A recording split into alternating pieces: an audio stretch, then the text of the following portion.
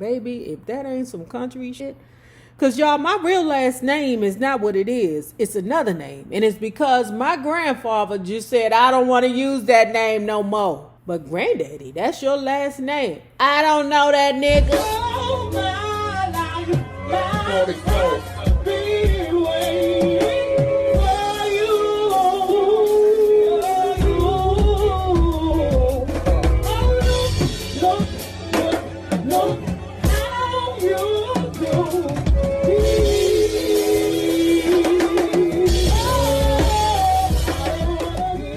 So the Hines brothers is on one today, okay? They getting on my nerves. They really are. So if you hear a lot of shucking and jiving, you know what it is. Hello there, love bugs. Hello there, Bellas. If you have not already done so, please remember to like, share, subscribe, and tip your favorite narrator via Cash App at $NAROB on YouTube. And if you are not already a part of this book club, please hit the Patreon link below and or the join button here on the YouTube. And for a small monthly fee of $5, you babies, yes, you can be privy to all the shenanigans before the YouTube gets it, if the YouTube gets it. Now, let's begin reading Brother Ray by our dude, David Ritz. Keep in mind that the paid members got the first 2 parts already. Yeah, they got theirs on Saturday. But the YouTube, here you go. Sometimes I'm asked about my biggest musical influence as a kid. I always give one name, Mr. Wiley Pittman. I called him Mr. Pitt. Now, you won't find Mr. Pitt in any history of jazz, and the man's not in the Downbeat Hall of Fame, but, sweethearts, you can take my word for it. Mr. Pitt could play some sure enough boogie-woogie piano, and best of all, he lived down the road from me. Redwing Cafe, I can see the big old red sign smacked in front of me right now. That was Mr. Pitt's place. It was a little general store where he and his wife, Miss Georgia, sold items like soda, water, beer, candies, cakes, cigarettes, and kerosene. Mr. Pitt also rented out rooms. Mama and me were always welcome there, and in fact, during one period when we were really down and out, we lived at the Redwing Cafe for a while. I'm seeing that Ray Charles has a lot of love. That is one thing he never lacked for, is love and care. Mr. Pitt's place was the center of the black community in Greensville. And when you walk into the cafe, you saw 2 things right off, which shaped me for the rest of my life. Talking about a piano and a jukebox. Oh, that piano. Well, one day when Mr. Pitt started to playing, I waddled on up to the piano and just stared. It astonished and amazed me, his fingers flying all those chords coming together, the sounds jumping at me and ringing in my ears. You'd think an older cat would be put off by this young kid hanging around. Not Mr. Pitt. Maybe that's 'cause he and Miss Georgia didn't have children of their own. But for whatever reason, the man treated me like a son. He lifted me on the stool and put me right there on his lap. Then he let me run my fingers up and down the keyboard. That was a good feeling. And 45 years later, it still feels good. I tried to figure out how he could make all those notes come together. I was a baby, but I was trying to invent some boogie-woogie licks of my own. The earliest part of my life was filled with music of many styles, and I liked it all. I was also curious about it. I wondered, how did they do this or how they do that? There's a mechanical side of music which has always fascinated me. The way the thing is put together. Actually, mechanics of all kinds interested me. Round Greensville, my nickname soon became Mechanic. Because even as a toddler, I was poking my nose inside engines and motors to see what made them tick. Okay, pause. I'm very impressed with him. And I don't know if that's a Libra thing, but it's interesting to us to figure out the earth, to figure out human beings, to understand why things are the way they are. And I wasn't called Mechanic. They called me RC. My full name is Ray Charles Robinson. Though how and why I dropped the Robinson is something I'll tell you later. Baby, if that ain't some country shit. Because y'all, my real last name is not what it is. It's another name. And it's because my grandfather just said, I don't want to use that name no more. But granddaddy, that's your last name. I don't know that nigga. My grandmother raised me. Her name was something totally different than his true last name. So my real last name is not my last name. Mama and Mary Jane were the only ones to really take care of me. And naturally, I still remember the way both those women looked. I often shared Mary Jane's bed too, though I never saw her or Mama naked. They were always careful to be right, proper around me. Okay, y'all, so look. I read some of you all's comments about him using the term bathed in affection. Okay?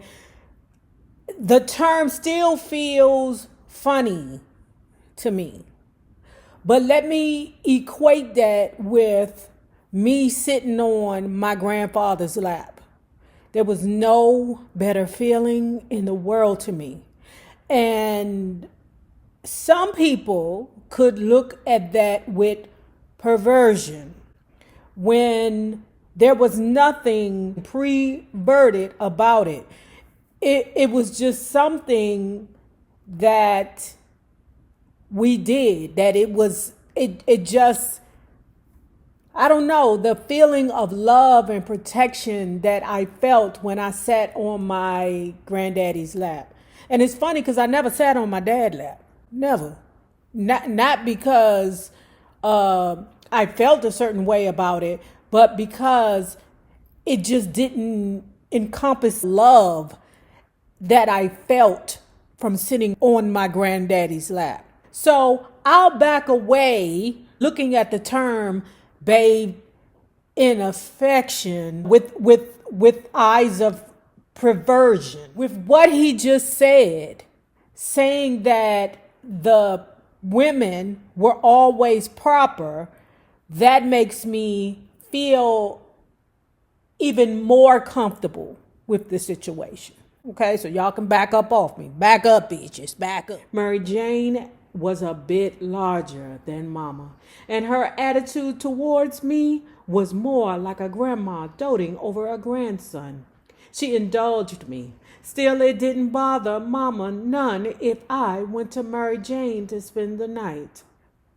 Damn, that is nuts to me. I mean, but like I said, the North got a whole lot to learn about rearing children from the South, because, I mean, when you put it in perspective, when Bailey, that would be Ray Charles's pappy, when Bailey was married to Mary Jane, he was creeping around there to Reefa, that would be Ray Charles's mammy, hunching on top of her. She got pregnant, and we can't find Bailey nowhere, but the wife is still there, even though Bailey then moved on to another lady, and Ray Charles don't know them. But it's just amazing to me how these two women got together and are now raising young Ray Charles. Mary Jane was a bit larger than Mama, and her attitude toward me was more like a grandma doting over a grandson. She indulged me. Still, it didn't bother Mama none if I went to Mary Jane's to spend the night. They were both beautiful women. I know that for sure. Both brown-skinned with clear, lovely complexions. And though they worked hard doing rough burdensome chores. They had gentle souls. George is a little older than 4. Life went on for our little family in the country. There was nothing spectacular about it. George played with his numbers and constructed his little toys. I fooled around. Any piano I could get my hands on. Mama looked after us both. And between going to church and playing on the dirt roads and back paths of Greensville, not much changed until one day. George is a little older than 4. I'm 5. We're playing out back, just messing around. Mama's inside ironing. There's this huge tub, a number 4 tub. I think it's called ... filled with rinse water.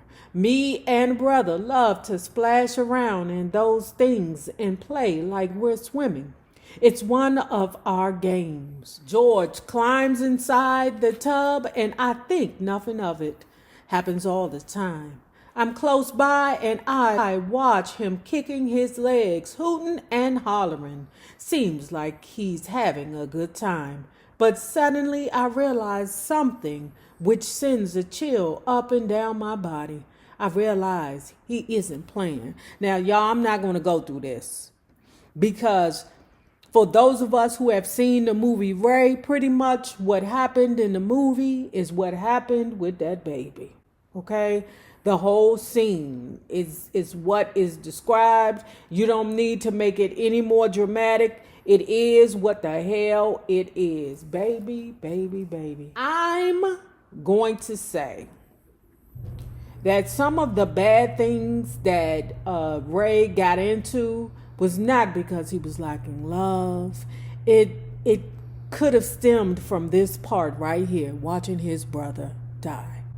Just trying to get rid of that pain, trying to erase it. Because from what I understand with addiction, a lot of times they're just trying to stop the voices. I've told you all before that I grew up like a BAP on my father's side and just a girl living in the hood who mama didn't play them games, okay, on my mother's side.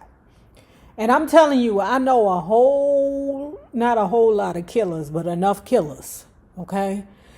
And their issues now to this day is they trying to erase the voices in their head, the things that they've done, the errors that they made, the casualties that happened in their life, you know? And that's how they end up. Instead of selling the crackers, smoking the crackers. That's why they end up drunks. Okay? It has a lot to do with the PTSD, and it also got to do with the fact that them boys were not properly diagnosed as children. Okay? And their mamas then say, ooh, wait a minute, my son is crazy. Why the hell is he poking the teacher with the pencil? But all it is, they just trying to erase their past indiscretions or the traumas that they have seen throughout their life. It's too late to do anything else. My brother is dead. Going blind sounds like a fate worse than death, doesn't it? Seems like something which would get a little kid down, make him afraid, and leave him half crazy and sad. Well, I'm here to tell you that it didn't happen that way, at least not with me. That's probably because it took me 2 years to lose my sight completely. It slipped away gradually, and I suppose that's the reason I never was too frightened. Mama always wanted me to learn things, even though she didn't have much education herself. She taught me all she knew. The numbers, the alphabet, the way to spell, how to add and subtract. So when I started going blind, she began looking into schools for me. I was the only blind person in Greensville. People just didn't know what to do with me. Mama sought out advice. She asked Miss Ladd, who worked at the post office. She talked to the banker and to Mr. Reams, who owned the general store. Soon everyone in town learned about my plight. It was the white folks who told Mama about the state school for the blind in St. Augustine. It didn't take her long to decide. I was going to have to go to school and live in St. Augustine.